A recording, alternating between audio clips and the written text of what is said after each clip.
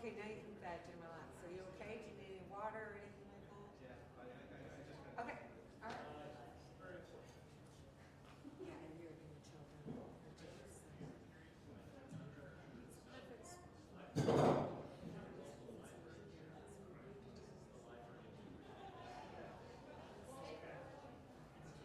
Apparently, she didn't realize she was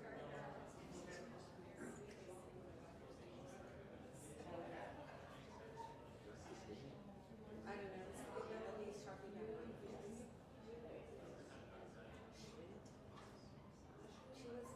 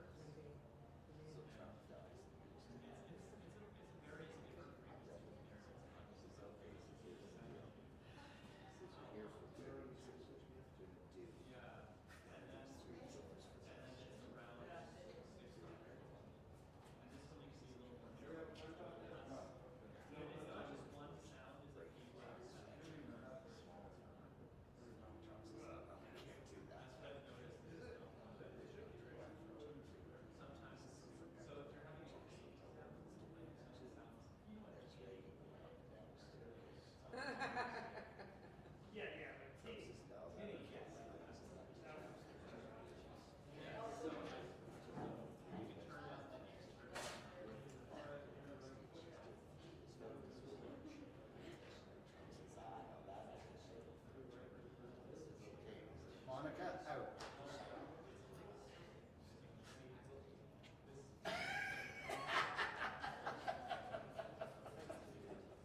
No, you did not tell me that. Nope, nope, that's great news. It's just looking at me. She didn't get it at first, right? She took it. She took it and she went, oh! She burst out laughing. At least you're not the worst told me. Really? Oh, water. Thank you for the water. Thank you for the water. I explained to them that you're playing this, and I would also give them a heads up. Okay, you're going to have a So, cool, you're going to sit up there. Okay, I just want to make sure.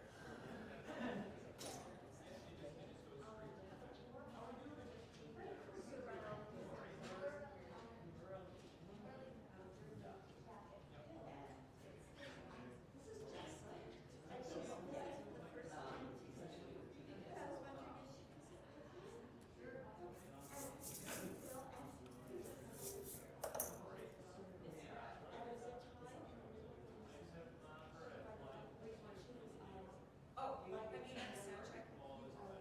Pardon? Have they asked you to do a sound check?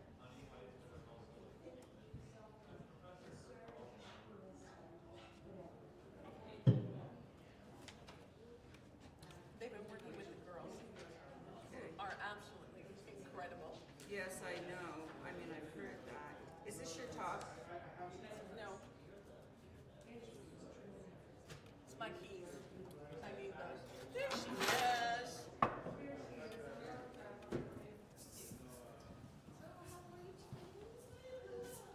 Good morning, Elizabeth.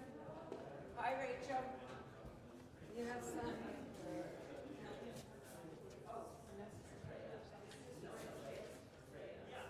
No, we don't have it.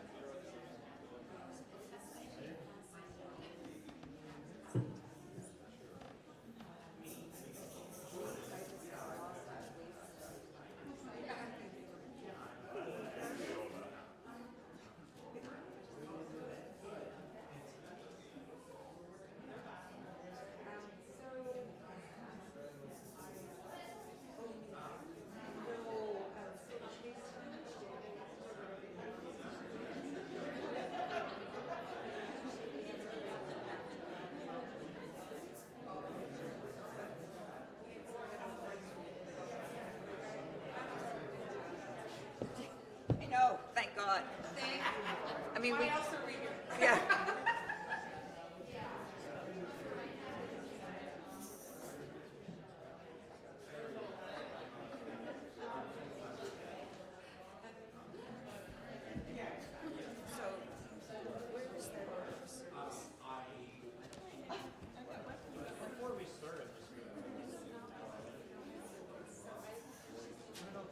Doing fine.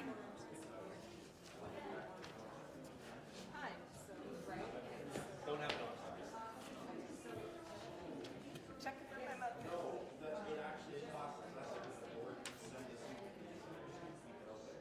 Yeah, that's how we've been doing it. Yeah, I got you that because I said that, if you just, well, we're all, yeah. Got your back. Oh, that's perfect with you.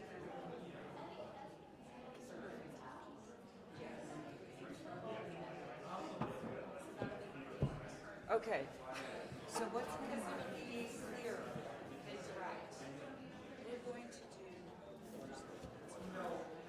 We're going to do.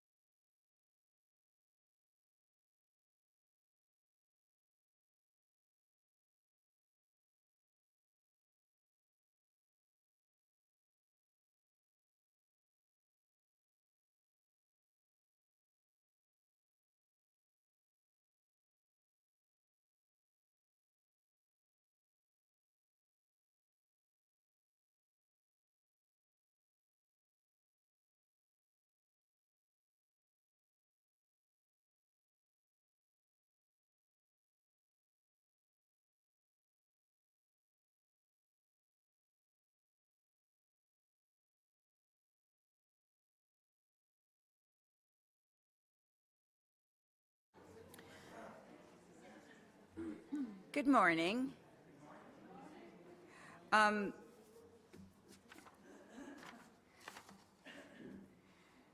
Welcome to the First Unitarian Church of Hamilton. We welcome you here in the sanctuary, and we also welcome with those who have chose to join us electronically. The online folks have muted their microphones. Actually, I think we mute their microphones, but so I would ask you people here to do the same, because otherwise I'll have to like rush around and mute all your phones, which I don't want to do. We have some wonderful musicians here this morning that Michelle Corbet is going to tell us about.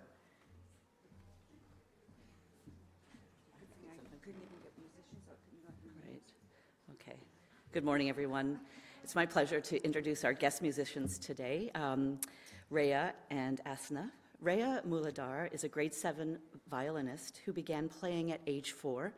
She won her first place at the 2025 OMFA Provincial Finals and is currently working toward her RCM Level 7 diploma under the guidance of NSO violist Caitlin Boyle.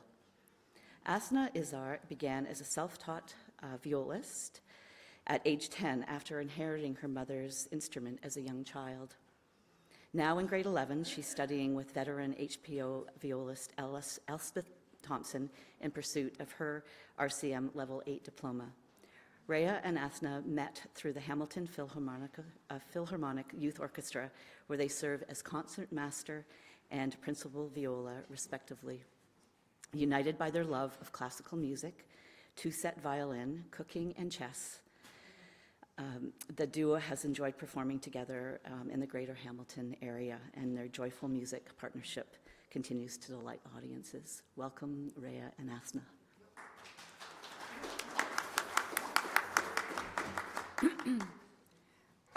Just before they start to play, I want to mention that we are going to hear some wonderful music here this morning performed by Rhea and Asna. In the spirit of worship, I ask that you hold your grateful applause to the end of the service. Hamilton is situated on the traditional territories of the Erie, Neutral, Huron-Wendat, Haudenosaunee, and Mississaugas. Today, Hamilton is home to many Indigenous people from across North America, and the land here is covered by covenants and treaties. We are, all of us, treaty people. Original inhabitants and those who came later, inheritors of a diverse history, dwellers in a common land, and travelers towards a better day. We respect our treaty relationships and responsibilities to both to the land and to the rights of the people who reside here. We welcome our musicians.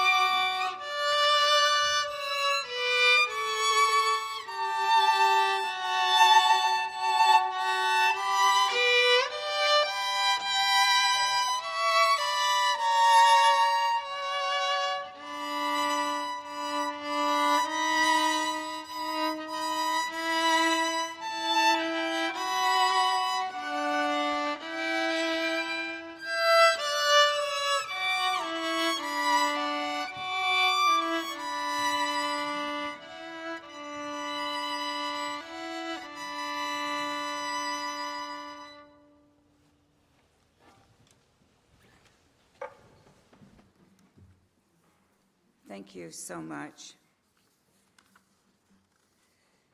Just have to spare me 1 minute.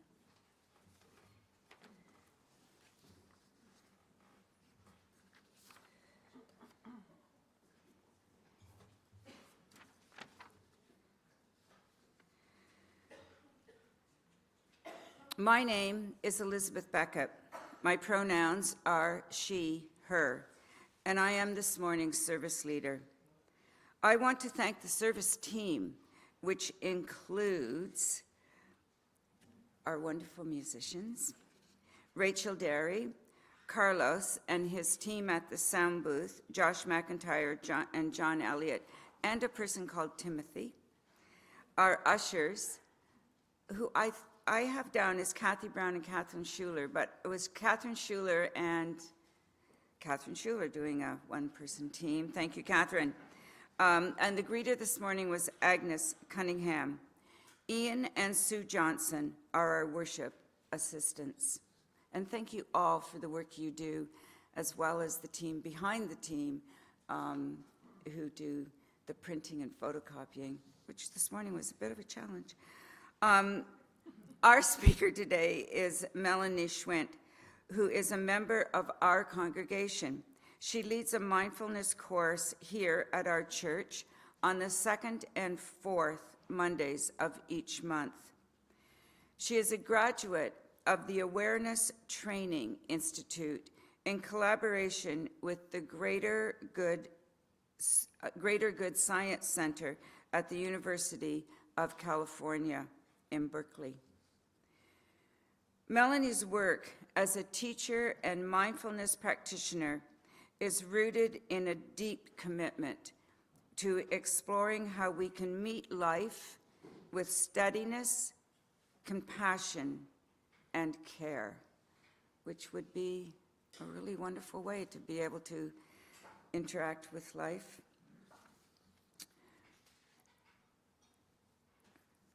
We welcome you here today, whatever the circumstances of your life, in the many ways that we identify as people, and the diversity of how we love and how we live.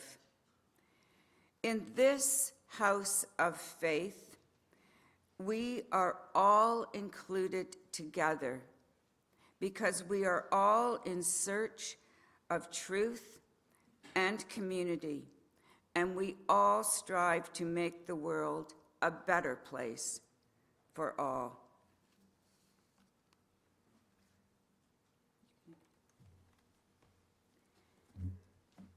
Sorry, do you want to do the dog? We touch the floor.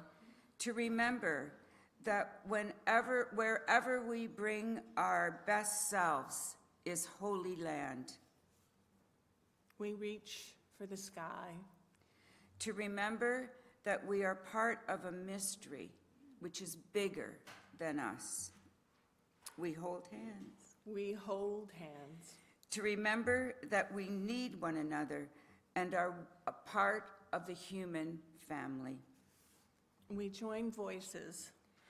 To remember that we each have a gift to offer the world and to use in making the world a better place. And in that spirit of mystery and commitment, we light our chalice. Oh, it's over there. Yeah, surprising. Oh, this is trying to keep me alert, right?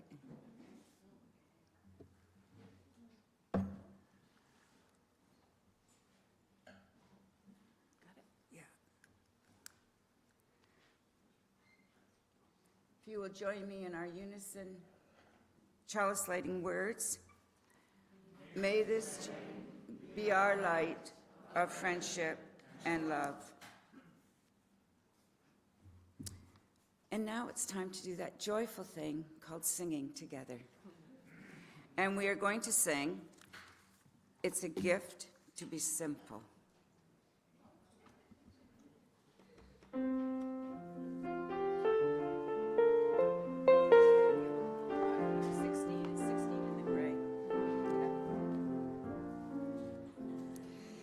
Tis a gift to be simple, tis a gift to be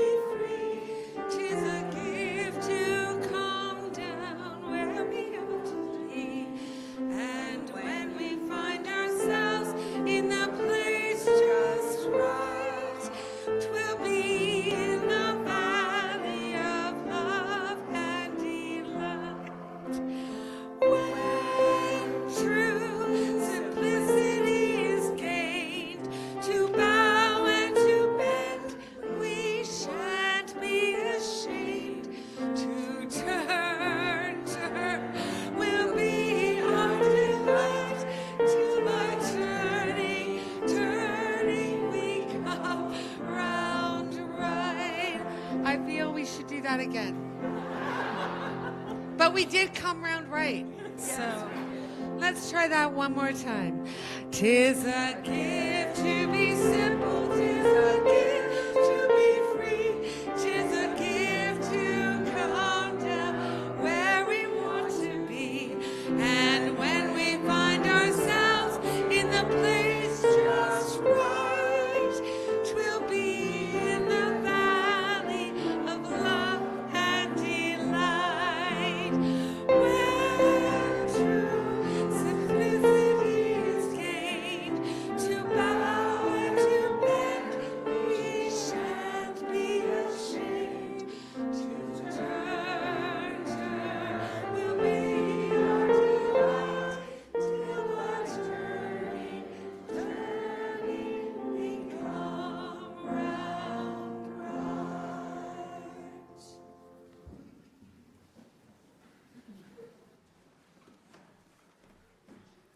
Good morning, everyone.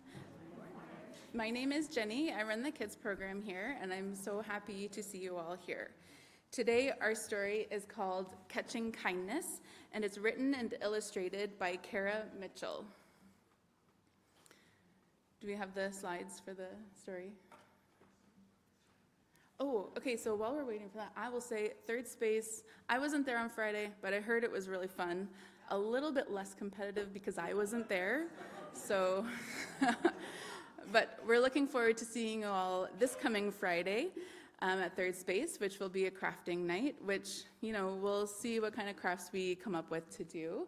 And then also this evening from 4 to 6:30 at the church in the fellowship hall, there's music and munchies.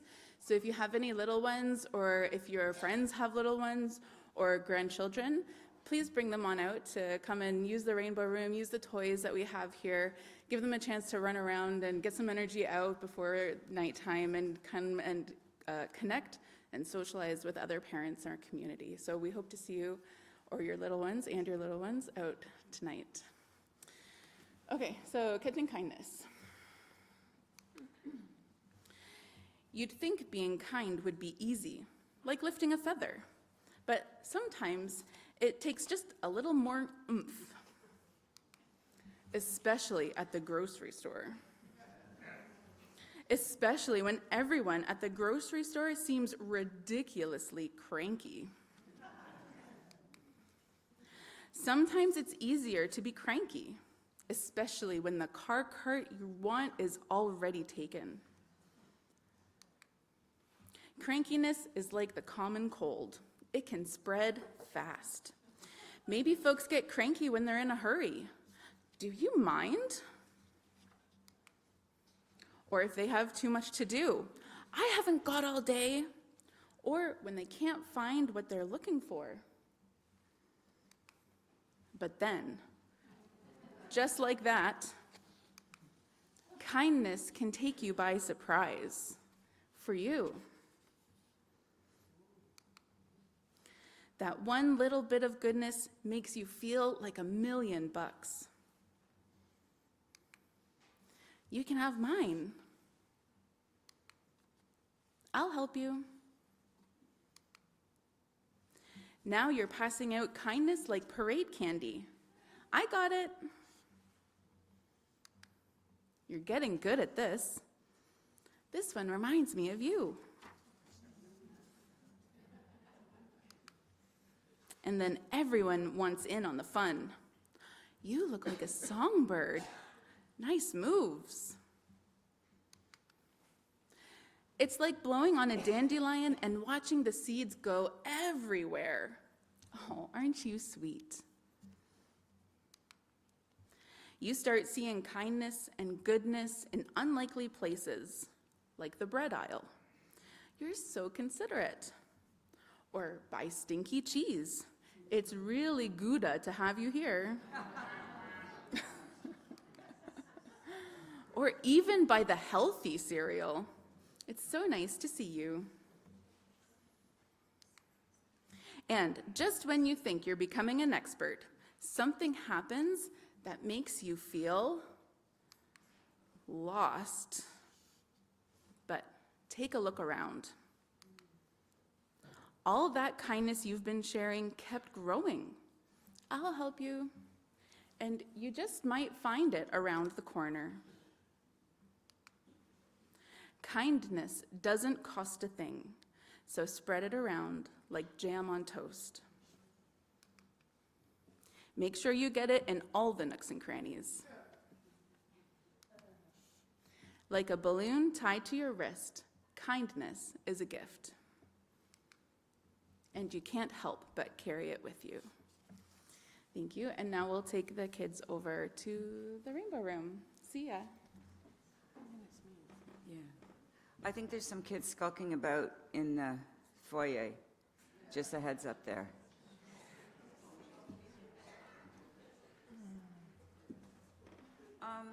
Rachel, are we going to do our... Okay.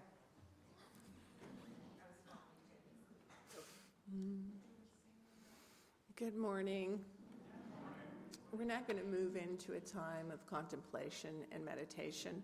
I'm going to be offering a poem by Mary Oliver, and then we'll move into a few moments of silence, following which, if anyone would like to come forward and light a candle, you may do so.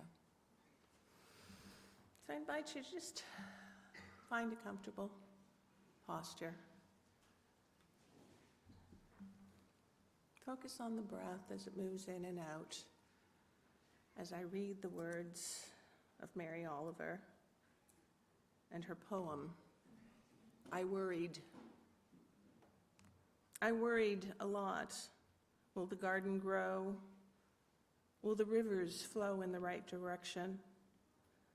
Will the earth turn as it was taught? And if not, how shall I correct it? Was I right? Was I wrong? Will I be forgiven? Can I do better? Will I ever be able to sing? Even the sparrows can do it. And I am, well, hopeless. Is my eyesight fading, or am I just imagining it? Am I going to get rheumatism, lockjaw, dementia? Finally, I saw that worrying had come to nothing, and I'm learning to give it up, to take my old body and go outside and sing.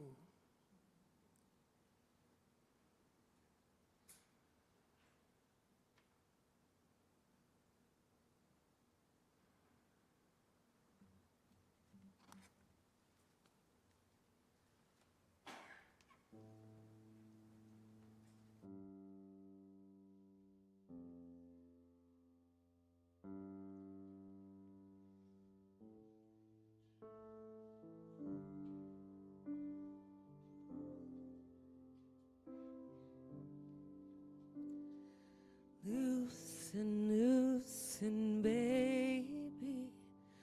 You don't have to carry the weight of the world in your muscles and bones. Let go, let go, let go. Loosen, loosen, baby. You don't have to carry the weight of the world in your muscles and bones. Let go, let go, let go.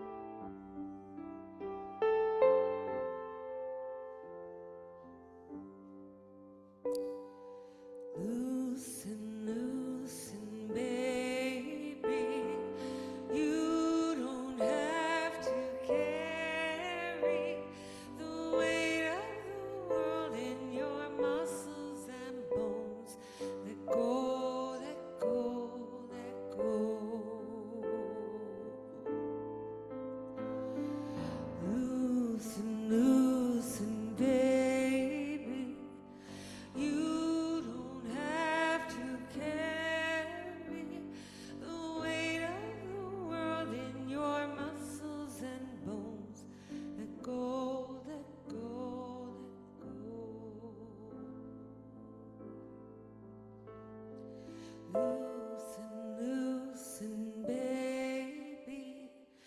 You don't have to carry the weight of the world in your muscles and bones. Let go, let go, let go.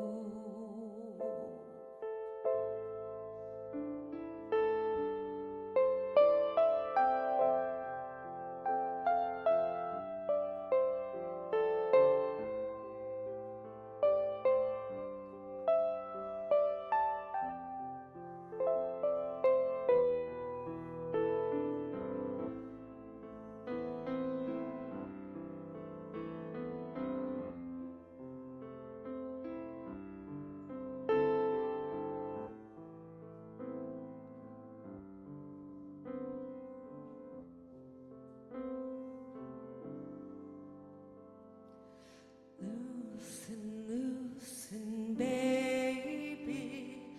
You don't have to carry the weight of the world in your muscles and bones.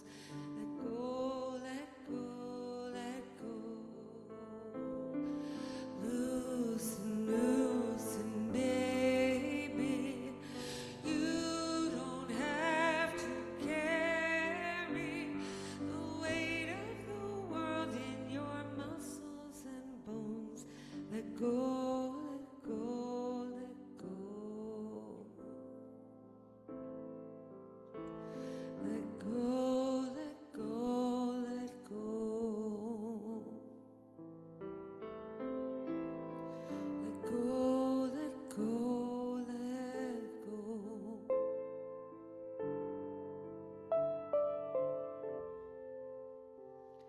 Let go, let go, let go.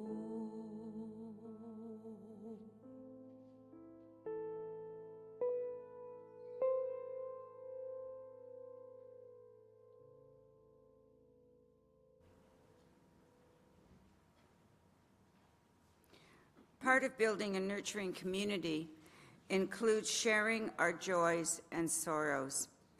And today we have these written joys and sorrows. First, Stella and Jessica Seraphin, who are there, have a joy, sorrow, and gratitude to share. They say, "What a difference a couple of weeks can make."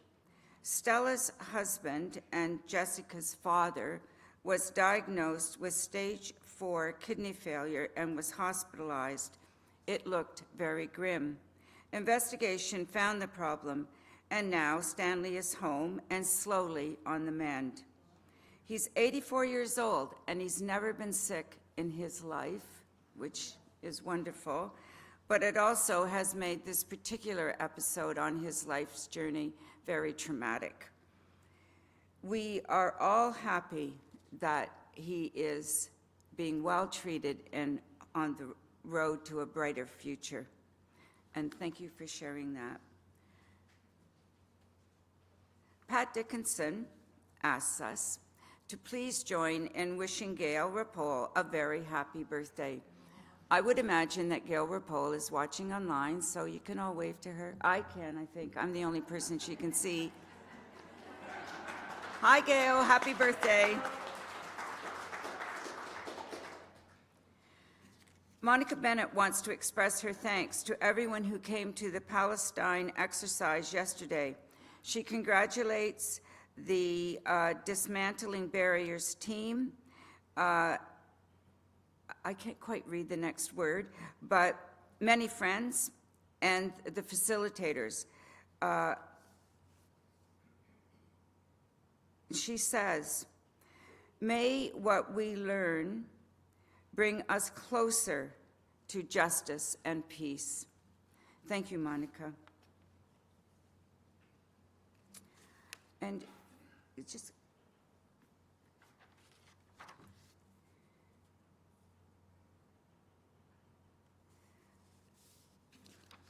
I actually had thought that we forgot to do the offering.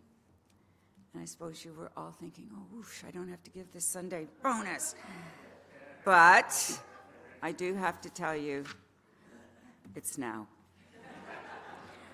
The offering that we accept each Sunday is an opportunity to recommit us to this community and to our relationship with one another. When we give, we say yes to something that we value. With gifts freely given, may we say yes to the values of our faith.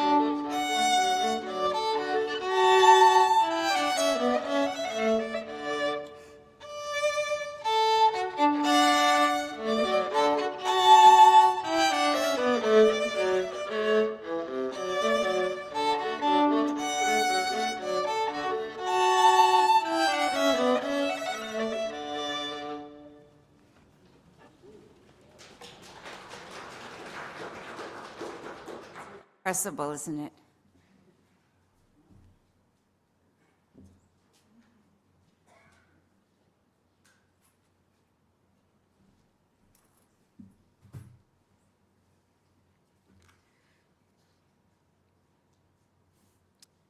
Thank you for your gifts to further the mission of our church. And now I invite Melanie to come forward. It's good to see you all here this morning. As part of our larger global theme of paying attention, I'd like to explore how our attention shapes our inner lives, our sense of safety and meaning, and our resilience. I found sometimes that the best way to begin an exploration is with a story. And as I was preparing for this talk, I was reminded of a parable, and I'd like to offer it to you this morning. There once was a traveler who came to a great walled city. He had journeyed far, his feet were sore, his pack heavy, and he longed to rest inside the city gates. At the city entrance stood a magnificent door, tall, carved from oak, bound in iron. The traveler placed his hands against the door and he pushed. The door did not move. He stepped back, looking for a knob, a handle. None was there. So he took a deep breath and he threw his shoulder into it. And still, the door did not open. Sweat ran down his face.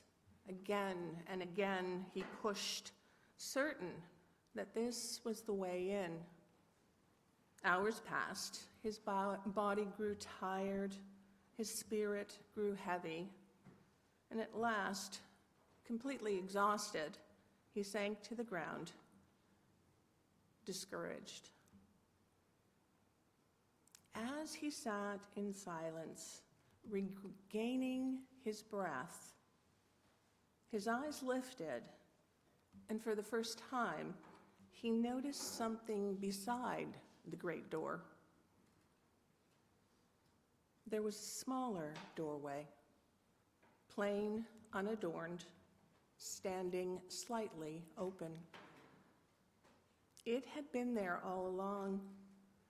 The traveler laughed softly at himself, then stood and slipped inside with ease.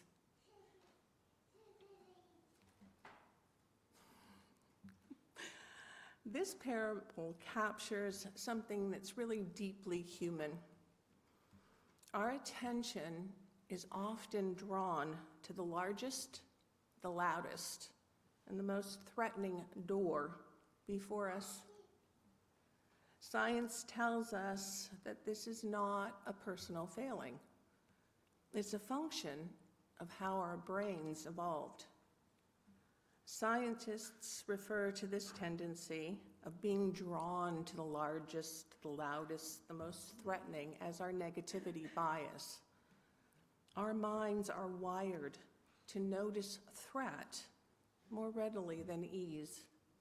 For example, if we are to receive five comments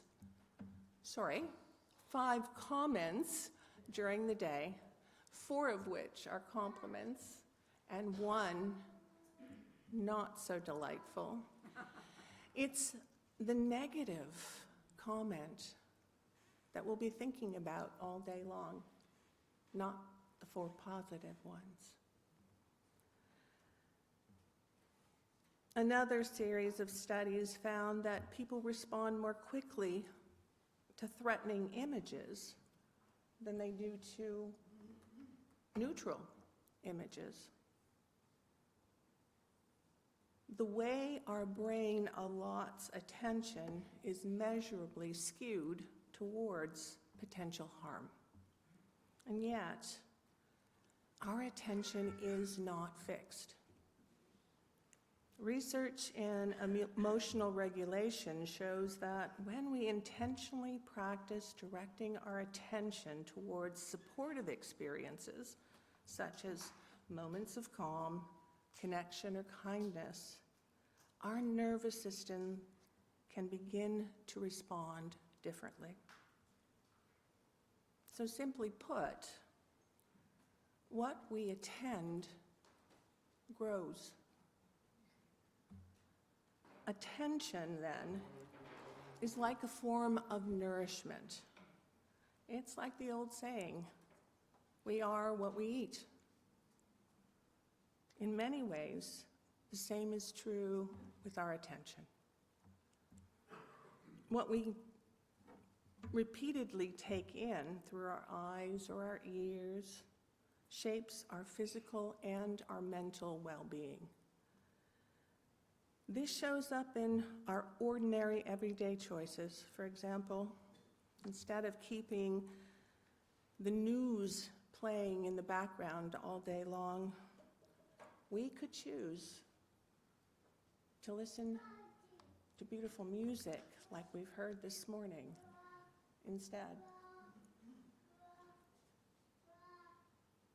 Grand moments of force, like pushing against a heavy door aren't required.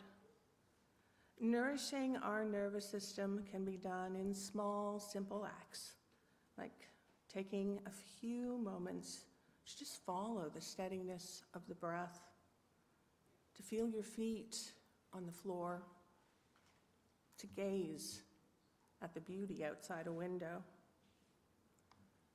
I'd like to just take a moment, do a bit of a reflection so that it can sink in a little bit what I'm saying. So I'm going to invite you first to just notice your feet on the floor. Set them beside each other, side by each. And then start to touch into the support and rest your chair offers.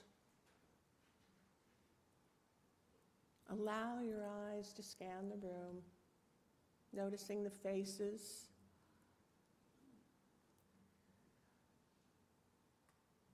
Notice the calm, the peace that arrives in these simple acts.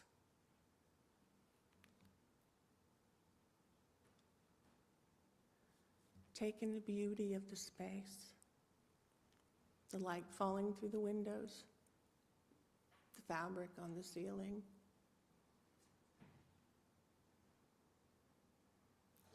At the same time, distracting noises, sounds,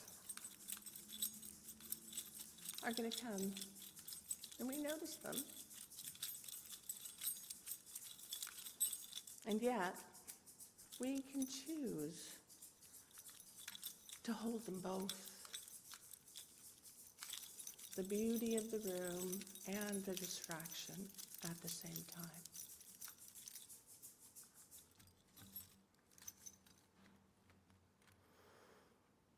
The sounds didn't disappear just because we looked at the light or continued to look at smiling faces.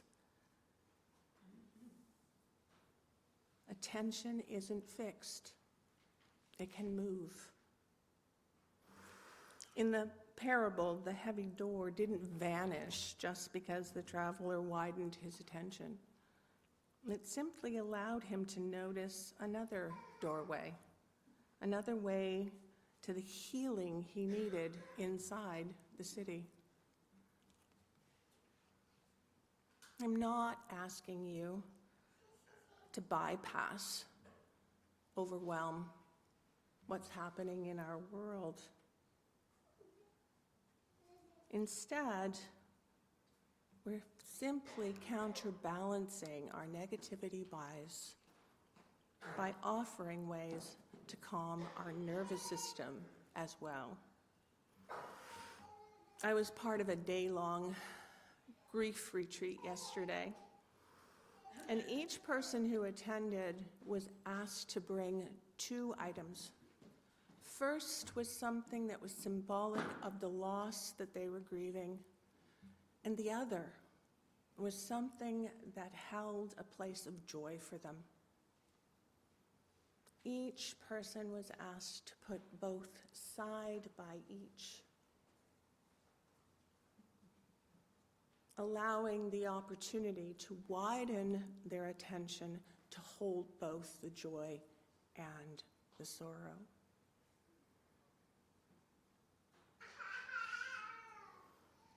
Paying attention to what heals doesn't mean ignoring injustice, grief, or overwhelm. It doesn't mean pretending that everything is fine. Rather, it's about strengthening our capacity to remain present and responsive.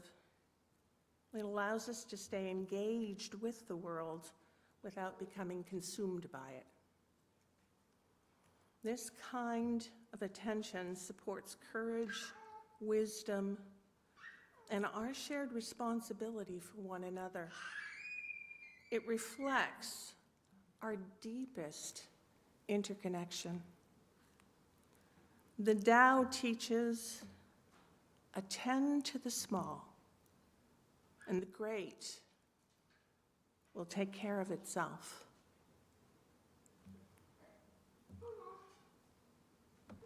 Perhaps that should be our invitation today. The invitation to turn towards healing, not pushing harder against the heavy doors, not to determine that our attention stays fixed on the overwhelm, but to tend gently and deliberately to what is small and sustaining. Notice the breath, the body, moments of beauty, quiet connections, the joy a smile brings. Science tells us that our minds naturally scan for threat. Wisdom reminds us we have choice. We can choose again and again and again to rest our attention on what heals.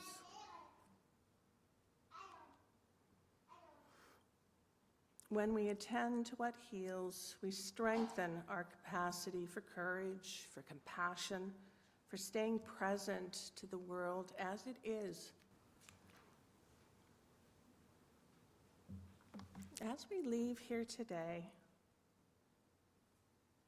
may we leave remembering how we pay attention is itself a form of care, and that sometimes the doorway we're seeking has been there quietly waiting all along.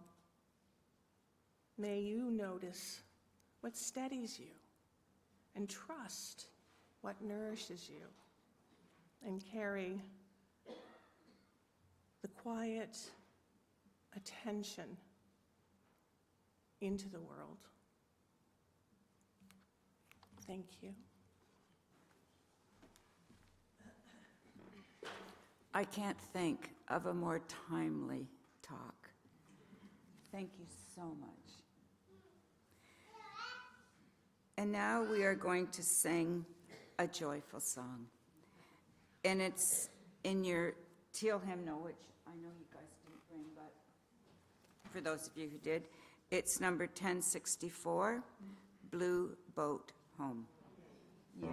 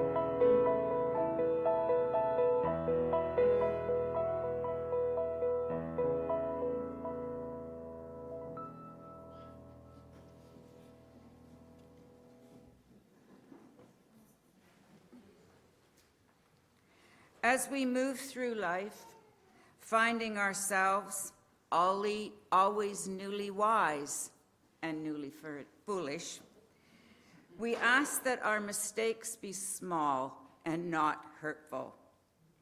We ask, as we gain experience, that we do not forget our innocence, for they are both part of the whole. And now I invite our musicians to play our prelude. No, postlude. You could. I kind of thought we'd just do it all again. We're a little bit ahead of schedule.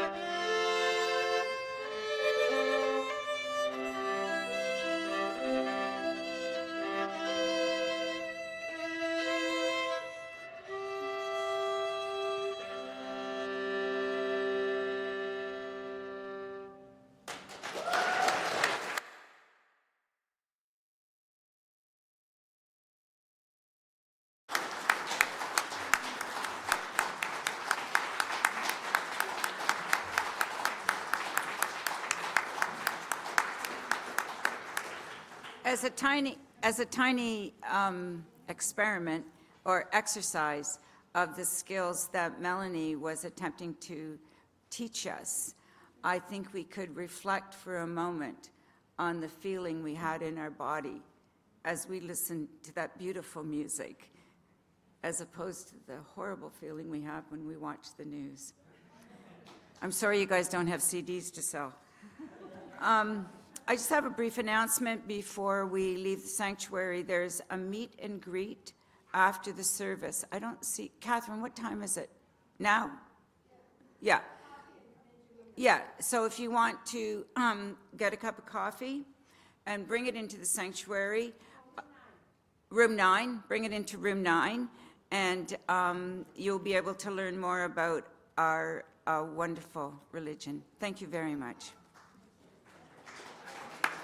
Thank you very much. I attempted to